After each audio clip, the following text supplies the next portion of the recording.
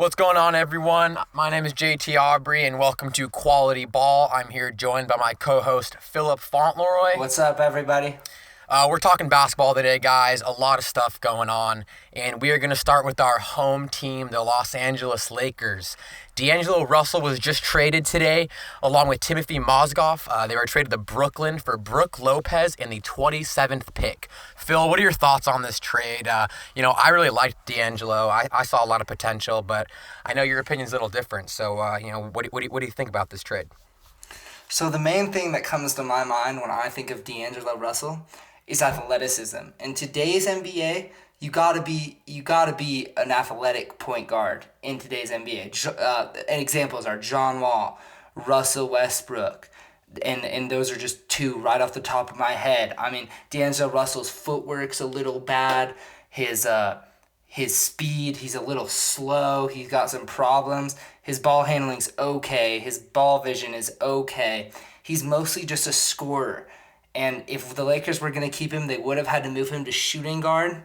And they wanted to trade him so they could put Lonzo Ball or De'Aaron Fox in his place. And I honestly really like the trade. Because this draft that is tomorrow could arguably be one of the best drafts in NBA history. So why not shoot for the stars and go big on this draft? Well, there definitely are a lot of quality players coming out of this draft. Lonzo right now is definitely looking like the front runner, along with his dad, LeVar Ball, who has definitely been running his mouth, saying his son's going to be a Laker over and over, basically talking it into existence. But, I don't know how I feel. Russell, like I said, averaged 15.6 points and 4.8 assists this last season, and he's only 21 years old. His numbers went up from 13.2 and 3.3 assists last year. So I see a lot of potential, but I do understand the move. Mozgov was on an absurd contract. I don't know what Mitch was thinking, what the front office was thinking when they made that deal. But I'm really looking forward to the future. I'm sad to see D'Lo go, but the future does look promising, especially with Magic in office. So we'll see what happens.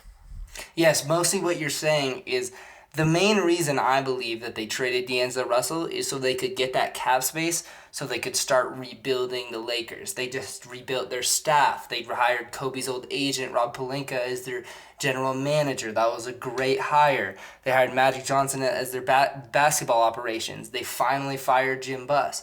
They're just trying to restart their whole entire organization, and I really love the move because maybe tomorrow, maybe today, or maybe even in 2018, they could acquire Paul George. And they're just trying to rebuild with superstars. I do like how Magic Johnson said he's not going to trade Brandon Ingram, though, because I think he is arguably the next Kevin Durant. I completely agree with that. Ingram showed some very nice flashes last year. He's tall, he's lengthy, he's athletic. I see a lot of upside to him. And, with Lonzo Ball most likely coming up as the point guard for the Lakers, I really think we're going to have a couple good years, especially if Paul George comes on over this year.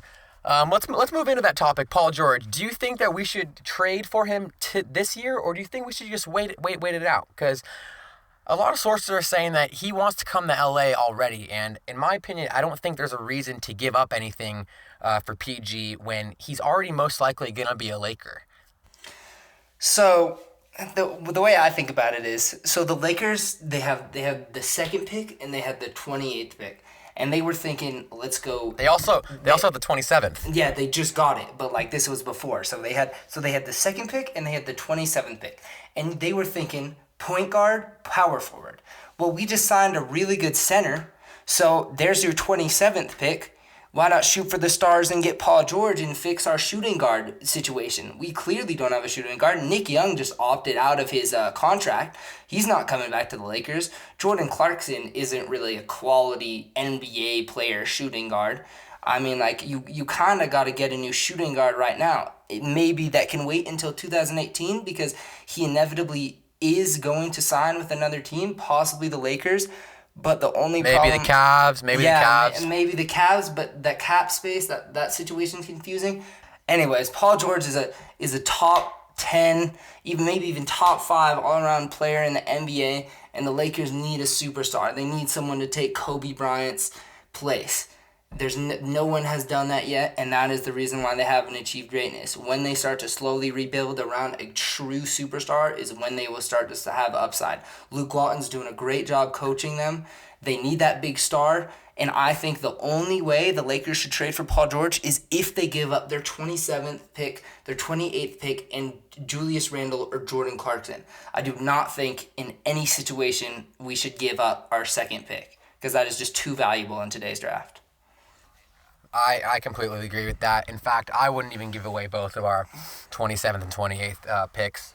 I think Paul George is coming next year no matter what. He wants to be in LA. It's pretty obvious. And you know, the only thing that's holding me back is that can he really go back to Indiana after all this trade talk? I mean, he's come out and basically said, or he has said, I want to be in Los Angeles, or even I don't want to be in Indiana, basically. So I don't know how the fans in Indiana are going to feel about this. I think that's why Magic's probably going to look to trade for PG this year, realistically. I still think we should wait it out along with most fans, but I think Paul George is coming next year no matter what. He wants to be in LA. It's pretty obvious. And you know, the only thing that's holding me back is that can he really go back to Indiana after all this trade talk? I mean, he's come out and basically said, or he has said, I want to be in Los Angeles, or even I don't want to be in Indiana, basically. So I don't know how the fans in Indiana are going to feel about this. I think that's why Magic's probably going to look to trade for PG this year, realistically. I still think we should wait it out along with most fans, but if you're Magic, I think you got to trade for him this year. It's kind of now or never. Anyways, Paul George is a top 10, maybe even top 5 all-around player in the NBA, and the Lakers need a superstar. They need someone to take Kobe Bryant's place. No one has done that yet, and that is the reason why they haven't achieved greatness. When they start to slowly rebuild around a true superstar is when they will start to have upside. Luke Walton's doing a great job coaching them. They need that big star, and I think the only way the Lakers should trade for Paul George is if they give up their 27th pick, their 28th pick, and Julius Randle or Jordan Clarkson. I do not think in any situation we should give up our second pick because that is just too valuable in today's draft. All right, moving on, but staying in LA, the Clippers, who everyone thought was maybe going to bring home a championship for a couple years there. Looks like they kind of missed their slot. 2013, 2014, 2015, I really thought they had a chance. There were a couple years there. That one year where they played the Thunder, of course, there were some questionable calls. Anyway, that's all over with. And it is, as of right now, it looks like the Clippers are exploring options for DeAndre Jordan. I know that the Phoenix Suns right now are the biggest possibility. It seems as though Tyson Chandler and the Suns' number 4 pick in this year's draft would probably be on the table for DeAndre Jordan, but that seems a little hefty to me. DeAndre Jordan is a good rim protector, but he's basically just a one-sided player. He doesn't really do much for your team other than that. He can catch alley-oops. He's athletic, but he's not really a threat at all on the offensive end. So I don't really know what the Clippers plan on doing here. I know Chris Paul probably isn't sticking around. I think he's going to San Antonio. And Blake Griffin, rumors are going around saying he might be headed to Oklahoma City to play with Russell Westbrook. So very interesting with the Clippers. It was pretty tough down here in Lakerland, hearing all those fans chirp for a while. But I can't lie, I'm pretty glad that they're kind of falling apart here. What do you think? Yeah, I'm pretty happy that the Empire is coming to an end. All those Los Angeles Clippers fans, Can we call it an empire though? I mean, can we really call it an empire? We can call it an empire in Los Angeles because they were clearly the better team. It was very obvious, but I do believe the fact how many banners did they hang during that time period though? 0, but they were the empire in LA for that time. But anyway, so as I was saying, Chris Paul never been to a Western Conference Finals. Every single time the Clippers made it to the playoffs, they never had a healthy team. You got Blake Griffin got injured. You got Chris Paul getting injured. Blake Griffin, I don't think he was healthy for a whole entire playoffs one of those years. Yeah, he's been very Chris injury prone. Paul. So if Chris Paul resigns with the Clippers, I mean, it's not terrible because in his mind he believes I've never had a healthy team. I could take this team to a championship. But I truly think he's going to go to the Spurs because when you're an NBA player and you don't have a ring, you get made fun of. Or you don't even have a Western Conference Finals championship. Right. You're an Allen Iverson. You're a Tracy McGrady. You're overshadowed. No one counts Allen Iverson as one of the greats. No one counts Tracy McGrady as one of the greats. Or Karl Malone or John Stockton. Let's not take it too far. I mean, I consider AI a great. I very much consider T-Mac a great. However, I do understand what you're saying. There has been a lot of ridicule about players such as Carmelo, Chris Paul, who haven't been winning rings. And, with the super teams forming in this generation of basketball, I think Chris Paul of the Spurs seems like the most likely move. I don't think the Clippers stand any chance with or without Chris Paul, with or without Blake Griffin and DeAndre. I don't care if they're all 100% healthy. That team's not taking down Golden State. They had a lot of good battles with them 2-3 years ago, but with the addition of Kevin Durant, you're going to need more firepower than that. And between Golden State, the Cavs, and the Rockets, I think Chris Paul is absolutely going to the Spurs. And I wouldn't be surprised to see Blake go to OKC at all. And, I feel a little sorry for DeAndre Jordan. Although, I guess you could say it's a little bit of karma after he kind of screwed over the Mavs last year. So we'll see what happens with them. I'm just glad the Clippers are going to be burning in flames. As a Laker fan, makes me pretty happy. But, you never like to see a team lose because of injuries. I could agree more. And the main reason why Chris Paul fits so well into San Antonio is because no one on that team is a ball hog. Kawhi doesn't have to have the ball in his hand at all times. Yep. No one does. So that is why Chris Paul will run that team. He'll get Kawhi his open looks. He's already one of the best passers in NBA's history. So how could Greg Popovich not want him? All Greg Popovich's offense is let's pass, let's get an open shot, let's make plays. And if our team isn't hitting shots, Kawhi, you can take over. Now he's got and he'll have another star who is also insanely clutch that everyone forgets about. That man has made some very clutch shots when he played for the Clippers. Not to mention, he is also a very good two-sided player, great defender, and that is a pretty solid defensive backcourt between Chris Paul and Kawhi Leonard. So, and they can also both put the ball in the hoop. So I'm very excited to see what plays out. I think the Spurs, if Chris Paul does end up going to the Spurs, that's gonna be a big three, you could say. I mean, Aldridge has been a little inconsistent, but the potential's there. And between him, Kawhi, and Chris Paul, combined with the great coaching of Greg Popovich and the ball movement of the Spurs, anything's possible. So I'm really looking forward to that. Me too. And then Blake Griffin. So Blake Griffin, he could very well go to OKC. But honestly, if I were to choose a spot where I'd want to go, if I were Blake Griffin, I'd go to the Boston Celtics. Yeah. Their power forward is atrocious. He's going to be playing with Isaiah Thomas. They may be getting Gordon Hayward in the free agency. They may be getting someone like Paul George or Jimmy Butler. Maybe. Let's not get carried away here. I mean, they're not signing all these free agents. They're not. I'm saying they'll get a superstar, and they already got Isaiah Thomas, who's on the come up. They got Avery Bradley, who's improving. They have Jay Crowder. They have Al Horford. Jaylen Brown, who's showing Jaylen Brown promise. was balling in the playoffs. Al Horford is arguably a top 5 center, maybe top 10 center in the NBA. He can shoot the three. He's shown that he has evolved into a 3-point shooter, which is very vital in a center's 3-point game. So let me ask you this. Let me ask you this. If Blake Griffin goes to Boston, are they a contender? No, they are not a contender. But what you could do if you get Blake Griffin, and I've been thinking about this for a while, is you could trade your third pick and you could get a star like Jimmy Butler, or you could get a star like Paul George. But I don't think you want to do that. I think PG's coming to LA. PG's coming to LA. I think you wanna wait for LeBron James to get older because he's not slowing down at all, and you want to wait for you to be able to take the throne. So you want to wait for LeBron to get older, and then you want to start signing some big free agents.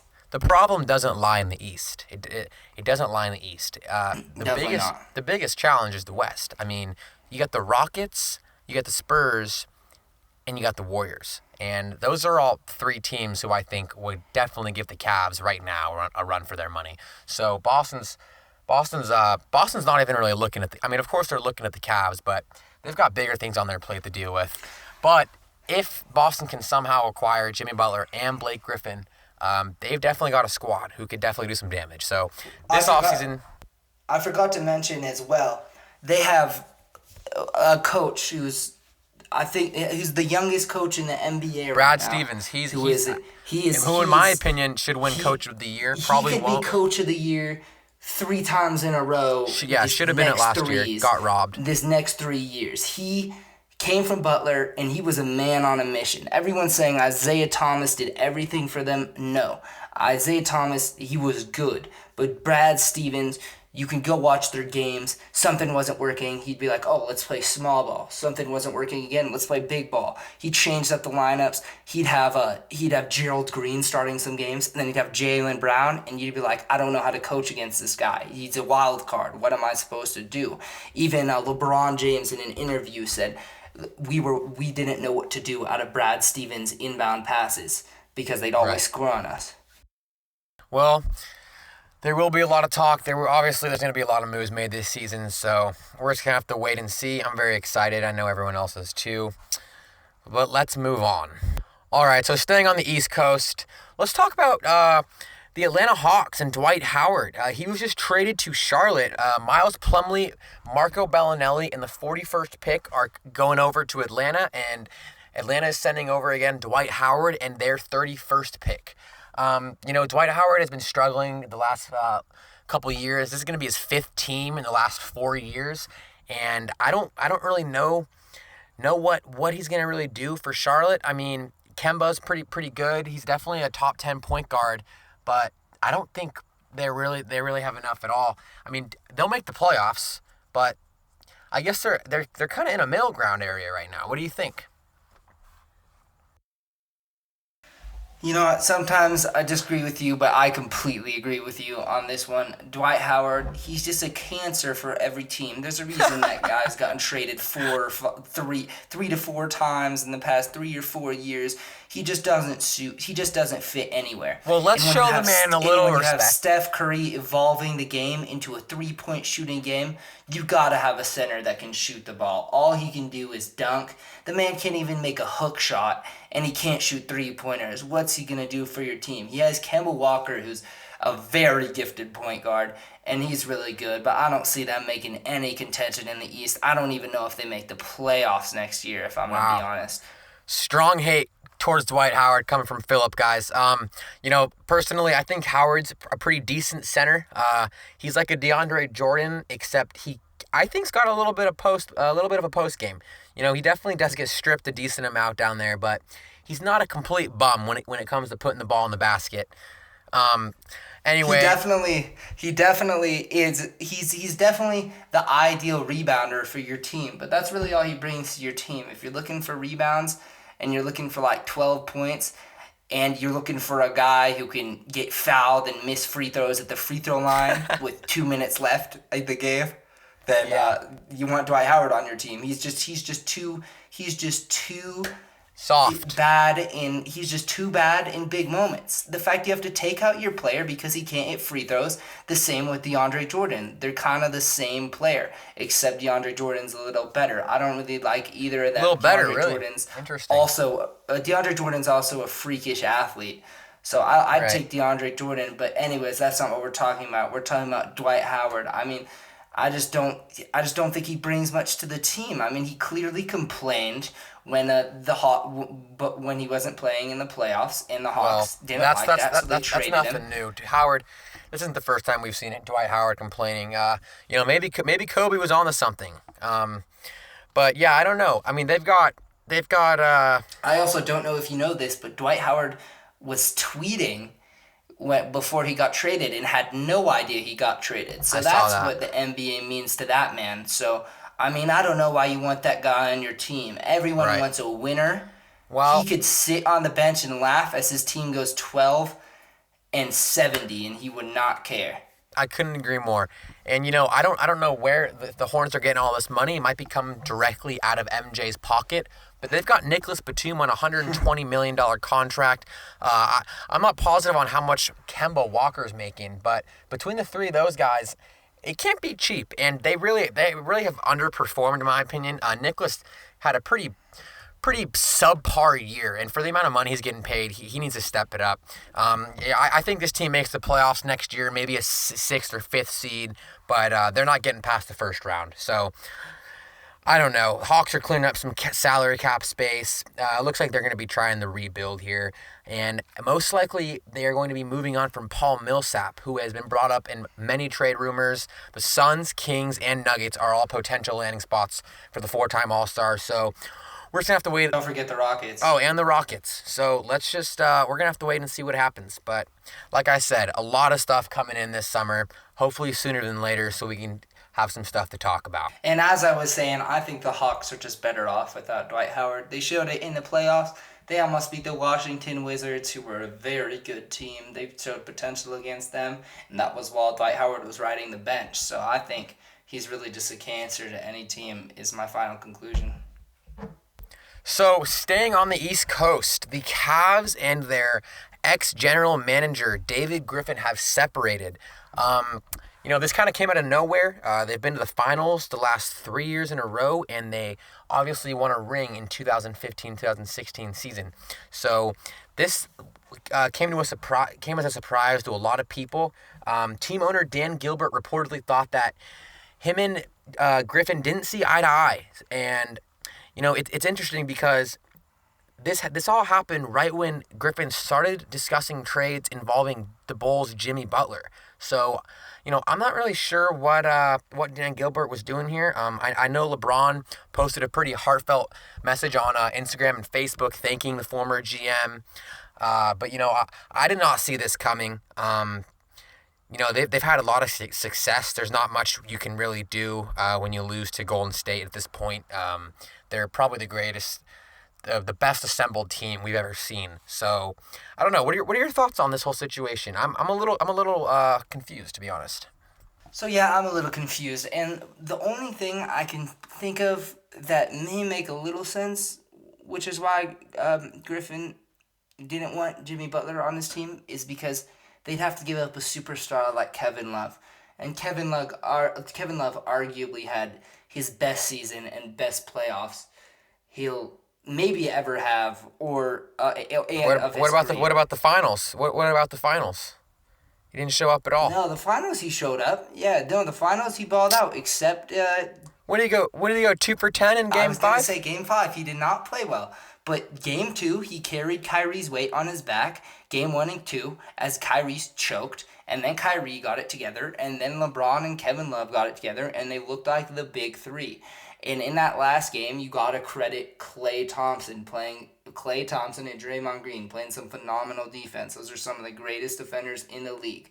But I watched every minute of that game, and Kevin Love had missed at least 2 wide open. he definitely threes, did. and that can't But do you happen. know what his 3-point percentage was before he came into that game? 55.4%. How could you when you have a power forward shooting 55.4%, shooting about maybe 4 or 5 threes a game? You love it. You love to see those numbers. He was better than Kyrie all of the playoffs until those last couple of games in the finals. He was the number 2 man that LeBron was looking for. So that's the only reason I could see that Griffin didn't want Jimmy Butler to come to Cleveland. But the one... Well, there's another reason here. Let's talk about this real quickly. Apparently, some of the Cavs players told Jimmy Butler that the team is in a pretty toxic position right now, and I mean the locker room, the players, the coaches. No one's really sure why, but this could have had a pretty big role in why Jimmy Butler may not be heading to the Cavs. Not really sure what's going on. I think honestly LeBron, who is not only the GM, the owner, coach, and player on the team. Um, I think he could be. I think he's pretty angry with what's happened in the last couple weeks. So, it looks like Jimmy Butler's not going to be going to the Cavs right now. I think the most likely spot for him is Boston. But this is a very interesting topic. You know, it's interesting because all the players on Cleveland they all rave about how close they are and how they're a team and how they're all brothers. But then this comes out. So, I don't know. It's a little fishy to me. I couldn't agree more. But the only problem I have is that when LeBron, I think LeBron's a phenomenal player. Definitely top three player in NBA history right now.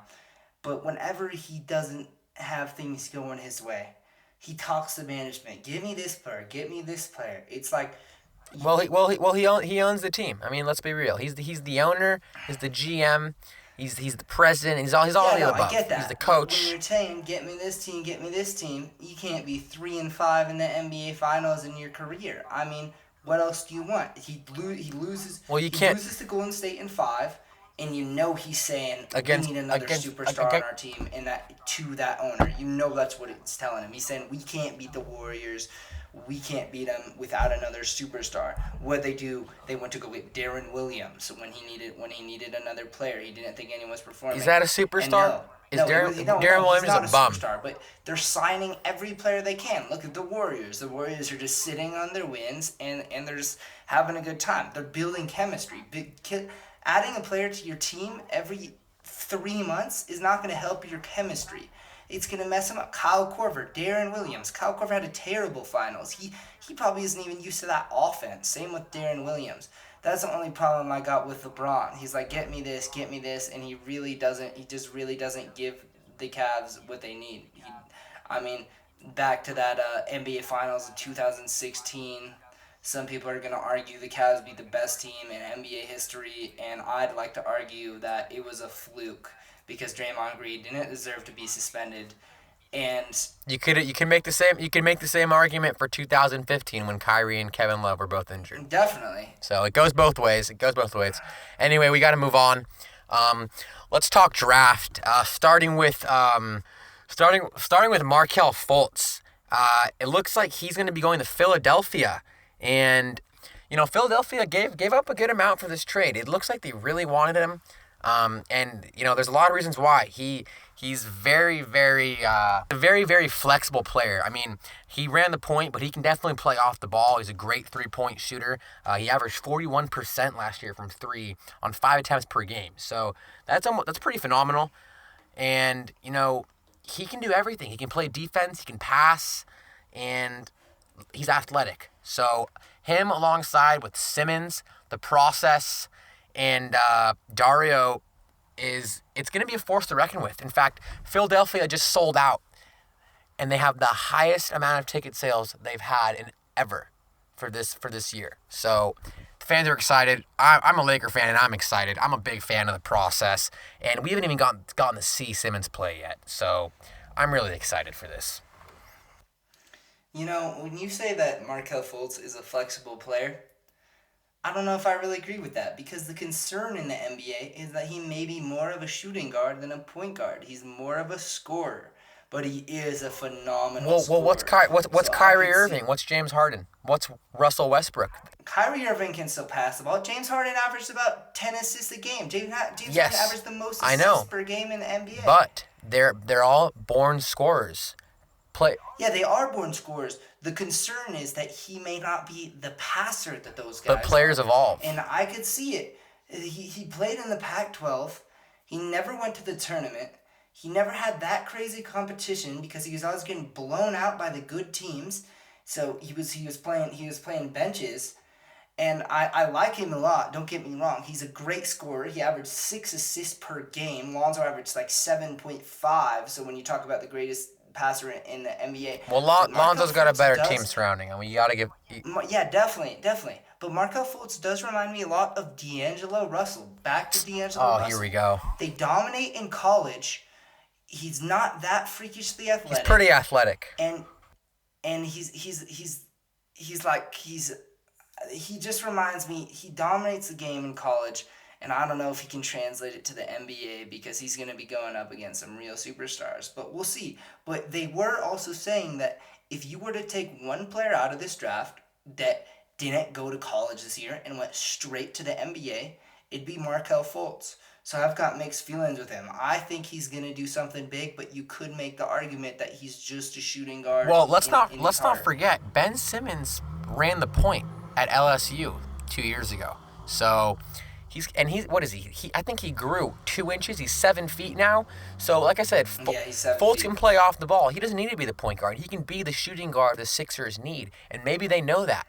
So, like I said, Ben Simmons can. I mean, from what we saw, he can do everything except shoot. So I think he'll be running the point. You're gonna have your two big. You're gonna have your power forward in Dario, and you're gonna have your what I think is gonna be an all-star Joel Embiid, assuming he's healthy this year. I'm gonna go out on the limb. I'm gonna make the claim of the night and say the Philadelphia 76ers make the playoffs next year. They're gonna be the 8th. If they're healthy. If they're healthy, they're gonna be the 8th seed. You know what? I mean, I kind of like that call, but everyone knew if Markel Fultz was going to the Celtics, he was going to be playing shooting guard right next to Isaiah Thomas. Everyone knows he's a little more of a shooting guard than he's a point guard, but I'm very excited to see what he can do. He is a good passer, and the fact he put up 6 assists on an atrocious team around him is pretty phenomenal. I'm not going to lie. Pretty impressive. So who knows what he'll do with the Sixers? They've got some pieces to work with. All right, let's move into the draft here. I think our Lakers are taking Lonzo. I know you're not a big fan of him. I really like him. In fact, I like LeVar. I like the entire Ball family. I think their competitive nature is exactly what the Lakers need right now. And I think Lonzo is a weapon. His defense may need some work, but he can shoot regardless of his form. And he's a phenomenal passer, and he's got unbelievable vision. And he's pretty athletic, and he's definitely long. He's 6'6", he's got a 7-foot wingspan. I see nothing but upside here. But, you feel differently, obviously. Tell us why. So, I think the main thing the Lakers need, and everyone who's an Los Angeles Lakers fan knows this, is we're not terribly athletic, and they're not great at defense. And when you bring Lonzo Ball to this team, Lonzo Ball is not a freak athlete in any manner. And Lonzo Ball is not good at defense and does not have very good footwork. So on defense, I don't like him at all. But on offense, don't get me wrong, he's a phenomenal passer. He's being compared to like a potential Jason Kidd in if he gets to his full potential, which I like about him. A more athletic Jason Kidd. I mean, yeah, maybe, but I mean, like they compare him to Magic Johnson, but Magic Johnson was way more athletic than Lonzo Ball. But Magic couldn't shoot though. Lonzo Ball is like an okay shooter. He's got a pretty ugly form. He shot over 40% from the 3-point last season at UCLA. Yeah, I mean, I guess he can shoot, but I didn't know that. But I mean, like, his shot's really ugly. It takes a while to get that shot off. He definitely needs to start working on his shots. And when I watch videos of him, and he's like, I'm practicing floaters, I'm practicing dribbling, I'm getting ready for the NBA. It's like, where's your defense, dude? Your defense is where you need work. It's not necessarily your dribbling. It's not necessarily your shooting. Obviously, he can work on that stuff. But the main thing he needs to focus on is defense. And he's a little weak for the NBA. Maybe he's a little. Maybe weak. He should hit. He's 6'5", and he's about 195 pounds. Well, Kevin Durant couldn't bench his body weight when he came into the league. So, obviously you're gonna have your trainers bulking him up. But maybe he'll go to Houston. No defense, all offense. Who knows? Looks like he could fit in there. Yeah, that's a point guard. That's what I'm saying. Beverly's leaving. So who knows? Anyway, let's run through the top 10 picks. I want to get a hate it or love it from you. We're gonna start with the Sixers. Markelle Fultz, hate it or love it. I love it because, like you said, Ben Simmons can play the point guard, and he's just a spectacular shooting guard. He averaged about 23.6 points per game in his NCAA last year. That's insane numbers for college. So I love it. Lakers, Lonzo Ball. Obviously, we know how you feel about that. Let's move on to the Celtics. Josh Jackson, hate it or love it. I love it. He fits in. You got Jay Crowder coming off the bench. Josh Jackson's a freak athlete. He's just a better Jaylen Brown is how I think of him, honestly. All right. How about the Suns? Jason Tatum. What do you think? So a lot of people think that Jason Tatum is a little overrated, but he played mostly injured last season, and he was behind Luke Kennard and Grayson Allen, two very good players, and I love him. He's very athletic. And Yeah, I like his length and I like his potential athleticism. in the NBA. He just needs to work with some scouts, and they need to figure out his strengths. I agree. Sacramento, De'Aaron Fox. Looks like they're gonna pick up the guard out of Kentucky. Hate it or love it. What do you think? I absolutely love it. I really wish he was going to Los Angeles. He is no doubt the fastest player in this draft, and he is very good at defense. He's just reminds me of John Wall, and who wouldn't want John Wall on your team? Right, and it'll be him and Buddy Hield if I'm not mistaken. So that'll be an interesting backcourt though to keep attention on. Definitely. They could definitely develop on this Buddy something. Hield would be All right, more of number a six. shooter. Exactly. Number 6, Orlando Magic. Jonathan Isaac, the forward out of Florida State. Long and athletic. Hate it or love it. I think this man is an absolute sleeper. If I were the Lakers and I could trade for the 5 and 10 pick, I'd take Fox and Jonathan Isaac. Jonathan Isaac can dribble. He can pull up off the dribble. He can shoot 3-pointers. He can dunk. He just reminds me of Kevin Durant or Brandon Ingram. I really think that man has potential. But a little downside is his size. But I do love that pick. All right. It will be interesting to see him and Gordon on the same team. That'll be very fun to watch. Let's go to the Minnesota Timberwolves. Lauri Markkanen. Pretty tough name to pronounce. He's the forward out of Arizona. He can stretch the floor. He can shoot the 3-ball, and he looks to be pretty NBA ready. What do you think? Hate it or love it? I love it because just like you said, he's ready. He can shoot the 3-ball, and he's replacing a power forward, Giorgio Dang, who's probably the weakness of the Timberwolves, and he's a great. Right. He's NBA ready. He's just a little weak, just like Jonathan Isaac. If I was gonna criticize anything, but I think he's gonna bulk up, and he could be a great power forward. The Timberwolves are gonna be looking good next year. Yeah, I agree. It's going to be fun to watch that young team develop. Number 8, New York Knicks. I'm going to butcher this name, Frank Talinkina. I don't know how to pronounce that one. I'm going to leave it to you. Hate it or love it? Frank Talinkina. I'm kind of in the middle of this one because he's only played in Europe, so we don't know much about him. Like Emmanuel Mudiay, he went a little earlier than he should have. No European player has proved to be phenomenal to me. So I'm gonna say that I kind of hate it because the main thing they're saying is he's a little bit of a selfish guard, and you can't really be a selfish guard in today's Especially in New York. Him and Definitely. Carmelo on the same team. That's going to be a freaking tornado. No one else is going to see the goddamn ball. All right. Dallas Mavericks, number 9. Looks like they're going to be taking the NC State guard, Dennis Smith. What do you think? Hate it or love it? I absolutely love this pick, and I'll tell you why. So Dennis Smith came off a torn ACL, and if he was not playing off of a torn ACL, he would be a top 5 pick in this draft. He can pass, he can do everything. He's really good. His numbers were phenomenal for NC State. If only he had a little more competition, we could see a little more. But I really like Dennis Smith. Do you think his injury should be something teams should be worried about? Or Definitely. That's the reason why I think he's down to 9. And you know what? That says something about his game. He had a torn ACL, and he's in the top 10. How phenomenal is this guy? Yeah, that's pretty impressive. I can't deny it. And finally, number 10, the Sacramento Kings. It looks like they're going to be taking Zach Collins, the freshman out of Gonzaga, small forward. Rudy Gay is leaving, or is opting out of his contract at least. So he's an athletic rim protector. So I like this. I like this pick. What do you think? Hate it or love it?